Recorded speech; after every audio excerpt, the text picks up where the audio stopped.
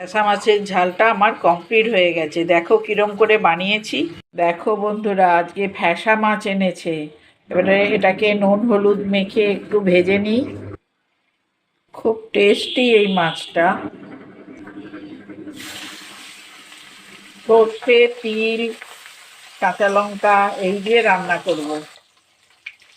মাছটা খেতে সুস্বাদু, কিন্তু সমস্যা একটা, কাঁটা। বাচ্চাদের খেতে একটু অসুবিধেই হবে। বাচ্চা কেন, অনেক বড়রাই কাঁটা ছেড়ে খেতে পারে না। কিন্তু এই যে আমি যেভাবে কেটে কেটে দিয়েছি না মাছটা, ওই জন্যে কাঁটাটা কম লাগবে এই চিড়ে চিড়ে দিলে।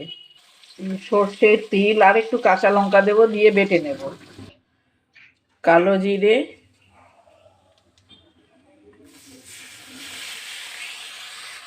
কাঁচা টমেটো। এটা কি করবো, রিলায়েন্সে দেখি লাল লাল দেখালো, কিন্তু যখন আসলো বাড়িতে এরম কাঁচা। নুন, হলুদ, এবারে এই বাটাটা দিয়ে দিচ্ছি, সর্ষে, তিল, কাঁচা লঙ্কা, তার সঙ্গে ধনে পাতাও দিয়েছি।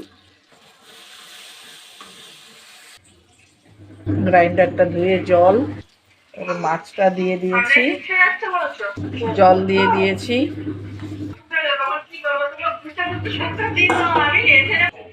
দেখো হয়ে গেছে আমার ফ্যাসা মাছের ঝাল।